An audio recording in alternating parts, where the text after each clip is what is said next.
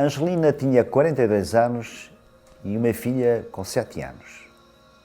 Apaixonou-se, namorou, partilhou casa e afetos durante 8 meses com o homem que viria a regá-la com gasolina e a matá-la. Angelina fez tudo o que estava ao seu alcance para salvar-se, naturalmente, a ela e à filha. E todos os mecanismos que podiam ter sido acionados para garantir a sua segurança acabaram por falhar. Quem o diz é o relatório da equipa de análise retrospectiva de homicídio em violência doméstica. Nesse dia, 20 de setembro de 2017, Angelina saiu de mais um turno na fábrica de conservas T-Union em Peniche. Eram 6h30 da tarde. Dirigiu-se para o parque de estacionamento, entrou no seu automóvel e, quando se preparava para arrancar, foi surpreendida por uma martelada que reduziu o vidro lateral a estilhaços. O braço do ex-companheiro avançou pelo vidro partido. Com uma faca de cozinha de grandes dimensões, o homem desferiu várias facadas na direção de Angelina. Não conseguindo atingi-la, tirou da mochila um garrafão com 5 litros de gasolina e começou a atirar o combustível para dentro do automóvel. Angelina escapou pela porta do pendura. O ex-companheiro, porém, alcançou-a 150 metros mais à frente. Agarrou-a e começou a agredi-la de forma selvática, até que a Angelina caiu no chão. O ex-companheiro pegou no garrafão, despejou gasolina sobre si próprio, agarrou no isqueiro e imolou-se. Atirou-se para cima da Angelina, também molhada com o combustível, e agarrou-a. O corpo de Angelina começou então a arder.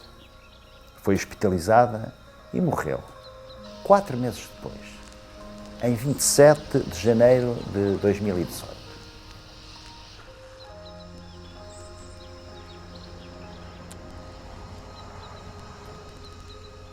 Segundo o relatório da equipa de análise retrospectiva de homicídio e violência doméstica, morreu porque a PSP falhou, porque o Ministério Público falhou e porque o Serviço Nacional de Saúde também falhou. Aquilo que têm sido os relatórios da análise retrospectiva do homicídio em violência doméstica, e vamos no 5º, têm apontado em todos eles as falhas do sistema. E têm-nos dito que aquelas mulheres foram assassinadas porque o Estado português pactuou com os agressores e elas foram assassinadas porque o Estado português, nas suas diferentes vertentes, saúde, polícias, tribunais, não foram capazes de fazer aquilo que lhes é competência e obrigatoriedade por lei fazerem. Foram 5 meses de violência física e psicológica, perseguições, mensagens, denúncias na PSP, 1, 2, 3, 4 queixas. O ex-companheiro esperava à porta de casa, à porta do trabalho, até à porta da escola da filha. Forçou a entrada no carro de Angelina, esbofeteou-a, tentou beijá-la à força. A primeira denúncia na PSP foi feita em 13 de junho, 3 meses antes de ser vítima da fúria do ex-companheiro. A PSP classificou esta primeira denúncia como um crime de ofensa à integridade física. Quando chegou ao Ministério Público, foi reclassificada e considerada como crime de violência doméstica. O grau de risco a que Angelina estava sujeita foi calculado como sendo elevado, mas nunca lhe foi atribuído o estatuto de vítima de violência doméstica. Aquilo que eu penso que tem que ser num primeiro momento melhorado é este tema da avaliação de risco, que tem que ser feita de forma muito estruturada. Cada vez mais eu acho que tem que ser feita por especialistas. É importantíssima a avaliação que a polícia faz de risco, porque a polícia vai ao local, mas é também importante que exista alguém na retaguarda, técnico, especialista em avaliação de risco, que possa, em colaboração com as autoridades, fazer também ou contribuir para essa avaliação de risco. E depois, então, sim, essas medidas de proteção serem tomadas, mas serem tomadas com uma consciência cada vez mais realista sobre o risco que aquela situação representa. Portugal tem, desde setembro de 2009, aquilo que é chamada a Lei da Violência Doméstica. E nessa lei nós temos tudo, ou quase tudo. Porém, não vemos a sua aplicabilidade. A nossa conclusão é que nesta socialização de género, onde estão homens e mulheres, onde estamos todos e todas nós, estão também magistrados, estão também polícias, está toda a sociedade.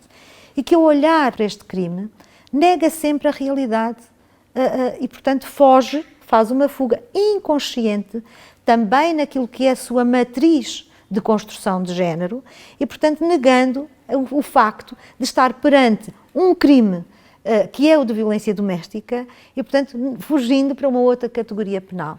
Claro que não é o grosso, mas ainda existe, e vemos isso cotidianamente, o que não protege as mulheres, o que não obedece ao enquadramento legal que temos e, portanto, temos, no fundo, um Estado que pratica a ilegalidade todos os dias, ilegalidade naquilo que é esta tipologia criminal em particular, porque não vemos isso nas outras tipologias criminais.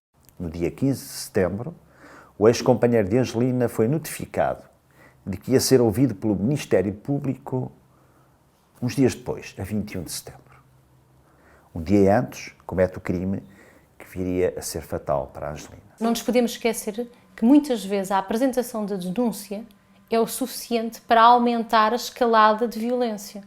Portanto, quando nós dizemos a alguém, a senhora tem que ir à esquadra e apresentar a queixa, ou o senhor tem que ir à esquadra e apresentar a queixa, temos que ter consciência que, em alguns casos, isso pode escalar a violência. Portanto, todos os passos a serem tomados devem ser muito bem avaliados e o acompanhamento da vítima deve ser feito com muito cuidado e não uma coisa simplesmente lhes dizermos procedimentos. Olha, a senhora agora vai ali ou telefona para a polícia e dá a queixa. Não, é preciso alguém que acompanhe e nos centros de saúde é preciso, por exemplo, os assistentes sociais comecem também a ter formação nesta área para quando o médico identifica, sinaliza, poderem acompanhar a pessoa neste processo. Desde a primeira denúncia à PSP, à data em que o crime foi cometido, passaram 98 dias. Aquilo que nós percebemos quando olhamos para os relatórios e quando olhamos para aquilo que foram as recomendações do Conselho da Europa em janeiro, não é?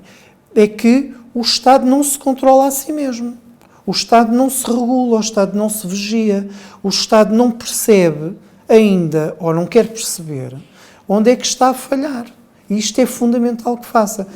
O último relatório é um exemplo acabado disso, de uma tragédia que iria acabar dessa mesma forma. As mulheres que aparecem nos 5 relatórios da equipa, estavam referenciadas ao sistema. E o sistema não soube lidar com elas. Não é? Portanto, não são assim tantas as que estão referenciadas. Ou melhor, temos um mundo de 17 mil queixas ou denúncias de violência doméstica. Temos depois um número ainda maior de acusações, ou menor de acusações. Temos um número ainda menor de condenações, de penas suspensas e aquilo tudo. E depois temos que nos começar a perguntar para onde é que vão aquelas pessoas que vão desaparecendo de estatística para estatística. Nós precisamos de um plano social integrado entre ministérios, entre tutelas, para combater o crime de violência doméstica. Não basta dizer que ele tem prevenção prioritária, ou que tem investigação prioritária, ou que tem ou que a DGRSP, Direção-Geral de Reinserção e Serviços Prisionais, tem o dever de ter programas de intervenção para com estes indivíduos. Não basta, temos que perceber, temos que ir ao terreno e temos que perceber se de facto se está a fazer alguma coisa com estes indivíduos que estão indiciados ou condenados por este tipo de crime e o que é que se está a fazer, desde a avaliação à intervenção, se de facto a resposta que se está a dar a estes indivíduos é adequada, se de facto aquilo que estamos a fazer do ponto de vista da educação dos nossos jovens é o adequado para prevenir este tipo de comportamentos. É necessário, de facto, que o Governo nos venha dar essas respostas e não apenas nos apresentar medidas de exceção em cenário de crise, que são indiscutivelmente importantes, mas são, de facto, muito insuficientes. Estes casos evidenciam um total desrespeito pela individualidade, isto é, pela dignidade da pessoa enquanto tal. Seja homem ou mulher, neste caso normalmente mulher, porque é mais sujeita a casos de violência doméstica. E esta ideia do individualismo atroz leva a que, bem, isto é na casa ao lado, não tem nada a ver comigo. o que se passa na casa dos outros não é comigo. É um pouco aquilo que ouvimos todos os dias, não é? Não, permita-me utilizar uma expressão de um grande filósofo e eticista, Emmanuel Levinas, que dizia, não, eu sou responsável por tudo, mesmo por aquilo pelo qual não sou responsável. E, portanto, nós, como o problema é ao lado, entendemos que não temos nada a ver com isso. Todos temos como sociedade.